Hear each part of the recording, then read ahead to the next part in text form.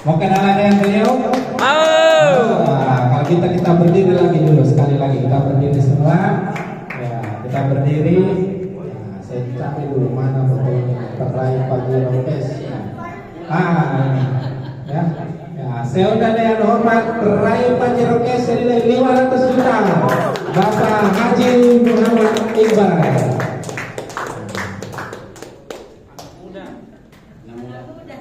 Baik, silakan duduk kembali. Masih semangat Bapak Ibu? Masih. Apa kabar? Mereka. Baik, tidak berdiri. Tidak jadi itu kalau tidak berdiri laki-laki. Kalau laki-laki itu harus berdiri. Apa kabar? Mereka. Amin ya rabbal alamin. Semoga berdiri ini dijawab oleh Allah Subhanahu wa taala. Asbab datang di tempat ini pulang lulus utangnya. Amin. Ya, jadi Bapak Ibu, saya ini perkenalkan diri dulu ya. Nama saya Muhammad Iqbal, dipanggil Pak Bang Haji ya. Jadi Iqbal Simatupang. Simatupang itu saya dapat gelarnya di sini, Pak. Jadi banyak kirain saya itu orang Batak. Nah, ternyata Simatupangnya itu singkatan dari siang malam tunggu panggilan.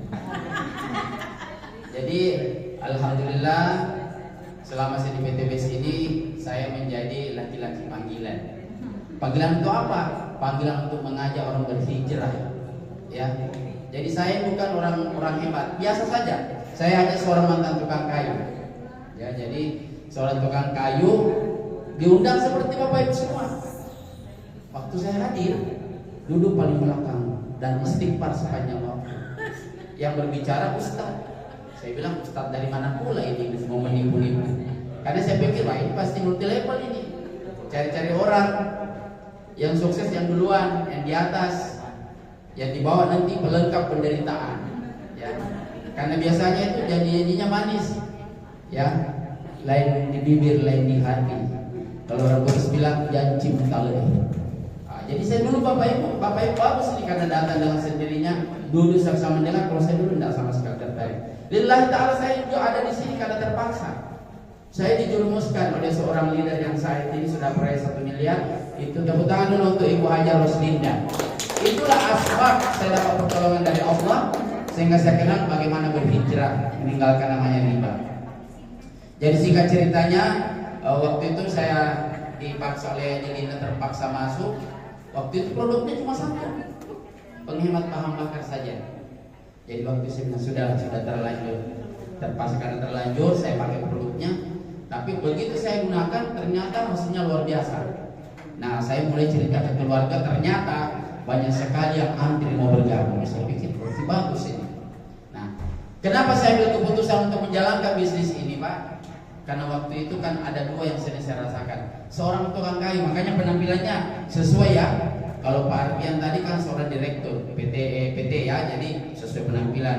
Yang kedua tadi marketing Toyota, penampilannya seperti itu. Nah, tukang kayu ya, begini juga tukang kayu pakai baju kos saja, biasa-biasa. Ya. Jadi waktu itu jalankan bisnis saya bilang sebagai tukang kayu. Saya pernah kerja pelabuhannya orang, selesai sebelum terima gaji saya pasang dua lampu hiasnya, saya ngecek kembali. Masya Allah saya jatuh dengan pelabuhannya, ambruk sampai kaki kanan saya sebelah kanan ini tidak bisa bawa kendaraan pulang. Ternyata sakit sekali kalau jatuh dari ketinggian. Nah, tapi ada sakit yang paling tidak bisa lagi saya ceritakan waktu itu dan sulit ketemu obatnya. Waktu saya pas jatuh tempo utangnya nggak bisa saya bayar. Jadi saya bilang ya Allah, ini kira sakit jatuh cinta sama jatuh dari ketinggian sakit lebih sakit ketika jatuh tempo utang nggak bisa dibayar. Alhamdulillah 3 tahun yang lalu saya dikenalkan bisnis ini. Saya cuma mengingat bahwa seandainya Allah Subhanahu Wa Taala tidak mempertemukan atau menggerakkan hati seseorang Ibu Hajar Roslinda memaksa saya masuk, saya tidak masuk, saya tidak akan mau masuk. Karena saya pikir ini multi level, pasti ini cari-cari orang, membutuhkan orang duluan saja. Tapi subhanallah, ternyata apa yang saya pikirkan tidak seperti itu. Saya hanya 3 tahun Bapak di sini, ya, di mana saya dulu tidak pernah tenang. Orang kalau di sini boleh ada di sini yang tidak punya utang boleh kenalan sedikit. Yang tidak punya utang boleh angkat tangannya dulu. Hah? Terus oke. Yang mau lunas utangnya coba angkat tangannya, semua katakan saya mau lunas utang. Amin ya rabbal alamin. Jadi waktu itu saya bilang jangan-jangan ini doanya Bu Haji. Kan kalau perempuan itu doanya kencang, kalau laki-laki itu doanya simpel. Jangan-jangan ini doanya Bu Haji selalu berdoa. Karena kenapa? Jelek sekali tuh punya utang. Pergi ke pengantin, saya tidak mau di depan, saya sembunyi-sembunyi, takutnya ketemu sama yang punya uang. Pakai baju, tidak berani pakai mahal. Takutnya kita pakai mahal, ketemu yang punya uang. Bagus-bagus pakainya, tapi ada dibayar. Nah, alhasil Bapak Ibu luar biasa sekali. Perusahaan ini betul-betul bukan perusahaan-perusahaan seperti di luar. Ini punya dakwah, ya. Jadi singkat cerita, kurang lebih 3 tahun saya jalankan di sini, itu bonusnya saja, rewardnya saja itu 1.051.000.000. Belum dihitung penghasilan harian. Ini barusan lagi masuk. Dulu waktu saya punya utang, Bu, kalau bunyi itu SMS saya tidak makan, saya bilang bunyi jangan, pasti tak bisa. Itu dulu. Tapi sekarang kalau bunyi, berlomba saya dengan wajib buka, pasti SMS banking lagi masuk. Itu bedanya. Jadi alhamdulillah dengan asbab ini lunas semua utang-utang. Karena kenapa kalau ada utang itu tidak naskah? Sholat juga terganggu, tidak khusyuk. Apalagi kalau sudah tanggal 1 besok. Jadi saya cuma pesan, ya kurang lebih 3 tahun ini saya mau pesan, Bapak Ibu sudah ada di tempat ini. Bapak Ibu tidak mungkin ke sini kalau Allah tidak gerakkan di sini. Betapa banyak orang di luar diundang, jawabannya semua insya Allah. Insya Allahnya orang Indonesia beda insya Allahnya orang Arab. Kalau orang Arab insya Allah 99% hadir. Kalau orang Indonesia insya Allah 90% tidak hadir. Memang begitu. Nah, kenapa Bapak Ibu hadir di sini? Itu karena Allah Subhanahu wa taala memudahkan ke sini. Artinya apa? Allah punya rencana baik.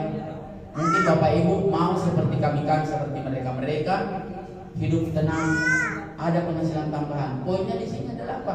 Untuk mendapatkan penghasilan tambahan. Dan Bapak Ibu 3 bulan saya jalankan, itu langsung dapat tiket tur Asia. Waktu itu corona, tidak boleh kemana-mana, langsung diuangkan.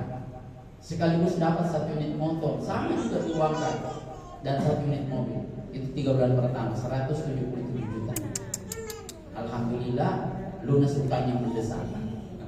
Saya tidak ambil mobil karena memang di persen dikasih uang. Nah, bulan berikutnya 3 bulan kemudian dapat lagi motor, dapat lagi mobil. Hampir setiap tahun saya dapat motor, dapat tiket keliling Asia, dapat mobil. Nah, mobil yang keempat itu baru 1 mobil saya lipat karena prinsipnya gini, untuk apa kita bergaya, penampilan, tapi utang banyak? Itu namanya sok kaya, ya. Walaupun kita tidak kaya, yang penting kita tidak punya utang. Rezekinya pas-pasan. Pas anak mau bayar sekolah ada, pas mau pergi umroh sekeluarga ada. Akhirnya apa yang saya lakukan? Karena sudah tidak ada utang lagi, untuk menghindari orang berdosa. Kan kalau orang selalu menikah kan dosa. Orang berdosa gara-gara kita, makanya saya sebenarnya tidak perlu butuh mobil Pajero, tapi ingin memberikan bukti kepada keluarga teman bahwa betul-betul ada. Maka mobil keempat itu saya beli Pajero, dan ini juga case. Dan alhamdulillah mohon doa atas semua. Menurut leader katanya insya Allah tahun ini mungkin saya yang tembus rumah 1 miliar. Jadi kata kuncinya di sini, satu kata kuncinya adalah bagaimana kita hidup berkah, terbebas dari utang. Kalaupun ada utang jangan ada ribanya, karena satu-satunya dosa yang tidak punya ampun oleh Allah adalah 3, ya, orang kafir, orang musyrik, pelaku riba. Coba nanti kalau pulang kita tanya ustaz yang rajin pengajian, surat di surah Al-Baqarah di situ. Ya Allah sudah sampaikan halal bai' wa haram riba. Halal jual beli, haram riba. Tapi barang siapa yang bertobat kata Allah, semua hartanya, artinya tobat itu 2. Berhenti membayar bunga atau berhenti menarik bunga. Stop. Maka harta yang dari riba tadi halal bagi Allah. Itu kabar gembira. Tapi yang paling penting ini saya sampaikan, karena saya takut dituntut nih berdiri dulu saya. Ya nanti bilang Pak Haji pernah ketemu dan dibilang ini. Saya bilang hari ini. Nah, lanjutan ayat itu yang paling bahaya.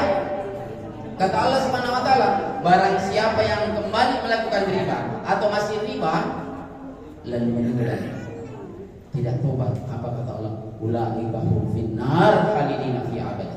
mereka semua akan masuk dalam neraka selama-lamanya. Nauzubillah, subhanallah min zalik. Sebagai penutup saya ingin cerita singkat saja. Ada teman saya ya tersebut, beliau adalah mantan direktur bank di Jakarta, meninggal. Padahal beliau ini adalah direktur soleh, sudah haji keluarganya, memberangkatkan umroh orang banyak, bantu fakir miskin, masjid-masjid anak yatim, semua disantuni oleh beliau. Dan beliau salah satu penghuni masjid yang paling dekat di kota Jakarta. Meninggal, waktu saat meninggal itu kan kalau di Jakarta daftar dulu, harus ada blok dan petaknya lubangnya di Jakarta itu. Singkat cerita dimakamkan, salah lubang, bukan lubang yang blok A nomor 1 itu, tapi yang lubang sebelah tempatnya orang ditempati makam. Selesai didoakan mau pulang pengantarnya, datang mayat berikutnya mau di situ juga karena dia punya lubang. Maka yang punya keluarga bilang, Pak harus dibongkar karena keluarga saya di situ, mau dipindahkan. Tidak ada pilihan lain. Begitu dibongkar, apa yang terjadi? Allah buktikan tanda-tanda kekosongan betapa bahayanya riba. Mayat itu hangus bersama kain kafannya, bersama papan-papannya. Akhirnya tidak jadi dibongkar. Itu lagi viral, coba buka di meja, banyak sekali itu. Itu masih kerabat teman saya, seorang mantan direktur bank konvensional tapi soleh, Allah berlihat. Jadi mudah-mudahan keluarga bersama yang ada di tempat ini dijauhkan dari dosa riba dan diberikan solusi oleh Allah, hidup berkah, terbebas hutang dan riba. Bismillah, jalankan perusahaan syariah dari PTBS. Demikian saja dari saya, mudah-mudahan manfaat buat kita. Dan jelasnya di sini adalah bukan sekedar duniawi tapi akhirat akan yang terbaik. Demikian, assalamualaikum warahmatullahi wabarakatuh. Waalaikumsalam.